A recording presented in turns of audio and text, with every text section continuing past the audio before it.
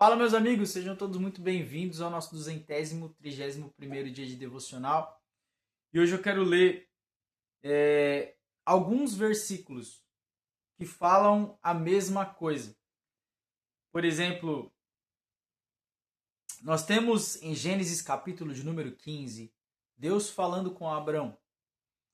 E Deus está falando com Abrão logo depois de Abrão ter salvo ali, ter socorrido Ló de uma guerra. Ló ficou entre uma confusão lá. E aí Abraão vai lá e socorre ele, vai lá e luta por ele e traz ele de volta, né? E aí a Bíblia diz, depois dessas coisas, capítulo 15, a palavra do Senhor veio a Abrão em uma visão. Não tenha medo, Abrão. Eu sou o seu escudo. A sua recompensa será muito grande. Essa palavra que Deus fala, eu sou o seu escudo, ela aparece também em Salmo 115.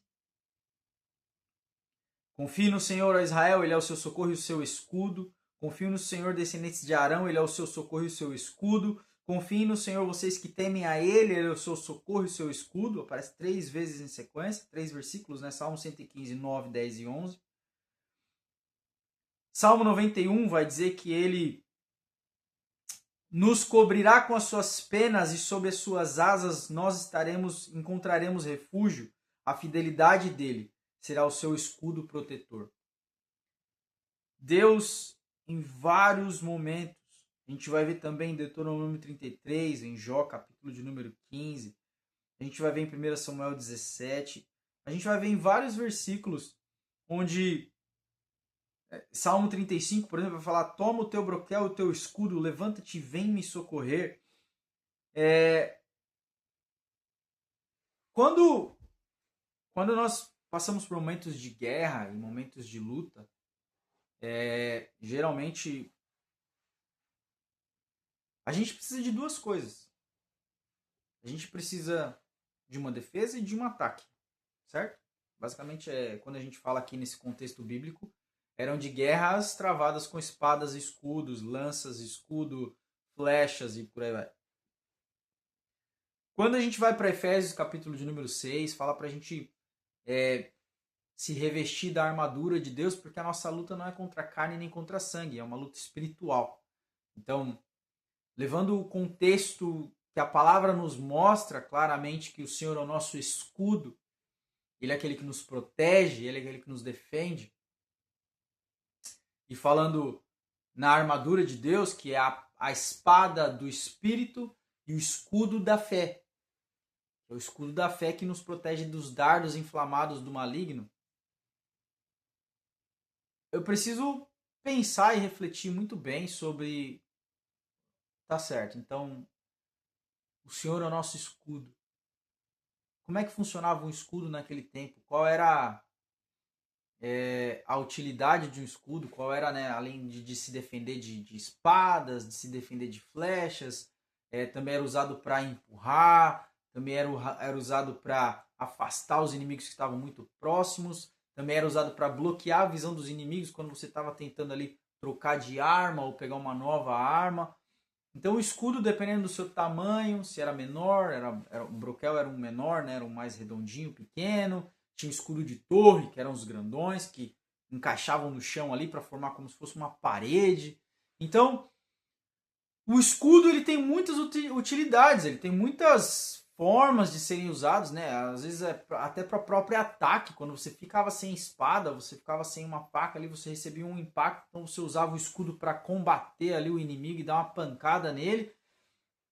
O escudo não a gente tem que entender, quando Deus fala eu sou o seu escudo e o seu protetor, a gente precisa entender que o escudo ele tinha que ser empunhado e não é como se fosse um...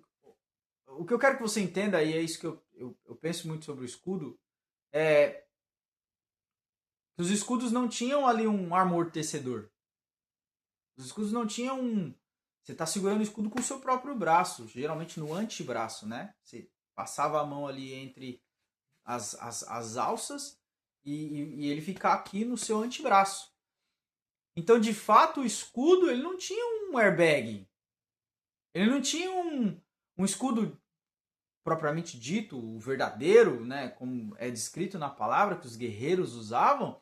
Ele não tinha um airbag, ele não tinha uma proteção ali para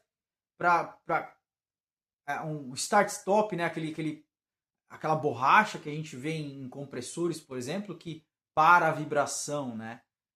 Era qualquer impacto que você recebesse no escudo, você ia sentir no corpo.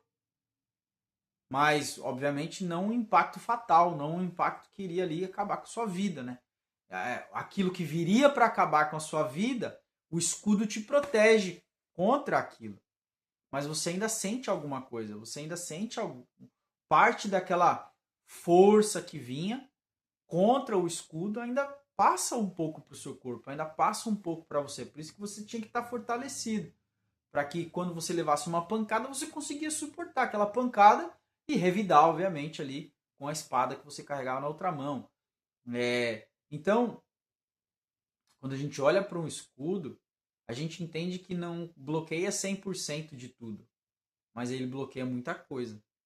O que o escudo faz é que ele te protege. Ele te protege contra impactos que seriam, contra ataques que seriam fatais. Ataques que iriam tirar sua vida. E esse escudo vai te proteger contra isso. Mas parte do impacto, né, a vibração, a pressão, o peso do impacto, ainda passa algo para o seu corpo. Você ainda sente um pouco. O que eu quero dizer é que nós seremos atacados o tempo inteiro. Sejam com palavras, seja com tentativas físicas, seja com ataques espirituais de opressão na nossa mente, seremos sempre atacados. Estamos em uma guerra, e uma guerra espiritual, ela tem seus agentes, ela tem seus inimigos específicos. Uma guerra espiritual, ela traz consigo todo tipo de guerra que a gente entende, guerra humana, tudo que a gente entende de manipulação, informação, de tipos de ataque, todas as estratégias que a gente vê hoje humanas, num contexto de guerra, a gente precisa entender que faz parte da guerra espiritual também. Então você tem inimigos enviados ali, que estão disfarçados, você tem inimigos, tem pessoas que são influenciadas pelo inimigo, né? Que estão disfarçados, você tem enviados do inimigo que estão te espionando, você tem enviados inimigos que estão ali só adquirindo informações para usar contra você depois, você tem inimigos que estão ali te atacando com mentiras, uma guerra de informação, de uma propaganda, você tem todo tipo de ataque. E em todo tipo de ataque, a palavra de Deus diz que o Senhor é o nosso escudo. Então, muitas coisas foram lançadas contra você e contra mim para tirar a nossa vida. E até hoje não foi possível, porque o Senhor nos protegeu e nos guardou. Porque o Senhor tem um plano para a nossa vida e Ele é quem sabe. Ele é quem sabe quantos passos nós vamos dar, quantos cabelos temos na nossa cabeça e quando será o último respirar da nossa vida. Só Ele sabe. Ele tem tudo planejado e programado e a gente precisa entender e confiar que se Ele permitir algo, é para nos testar. Como um pai testa o filho. Eu, por muitas vezes, eu via meu filho tendo algum tipo de dificuldade e eu simplesmente deixei ele enfrentar a dificuldade que ele estava enfrentando. Como um pai zeloso, eu sei que ele precisa aprender certas coisas. E às vezes você só vai aprender se você passar por essas coisas. Você só vai aprender de fato e crescer quando você passa por provas. E essa persistência em continuar é o que vai produzir, como diz a palavra perseverança, vai produzir paciência. Essa perseverança vai produzir em nós uma força inabalável. Essa perseverança. Em quê? Em crer que Ele continua no controle, que Ele continua sendo Deus, que Ele continua nos amando, Ele não nos abandonou, nós não seremos abandonados nem esquecidos, Ele disse. Ele disse, estarei com vocês até a consumação dos séculos. E quando Jesus disse isso, não foi por brincadeira. Ele disse, tudo que ele diz ele cumpre, ele é fiel. Então, nos mínimos detalhes, eu entendo que o Senhor tem cuidado de nós. Nos mínimos detalhes, eu sei que o Senhor tem permitido o que ele sabe que não vai tirar a nossa vida. Ele permite até onde ele sabe que nós conseguimos suportar. Então, o desejo do meu coração com esse vídeo é entender que ele continua sendo seu escudo. Ele continua sendo o meu escudo. Ele continua me guardando e te guardando de coisas que eram do maligno para nos destruir, para nos roubar, para acabar com a nossa história. Mas o Senhor nos protegeu. O Senhor te protegeu. O Senhor te guardou. Ele envia pessoas, ele envia anjos, ele envia situações. Ele faz e acontece. Ele move as coisas das pessoas mais improváveis. Ele levanta as situações mais improváveis possíveis. Somente para te salvar, para te livrar.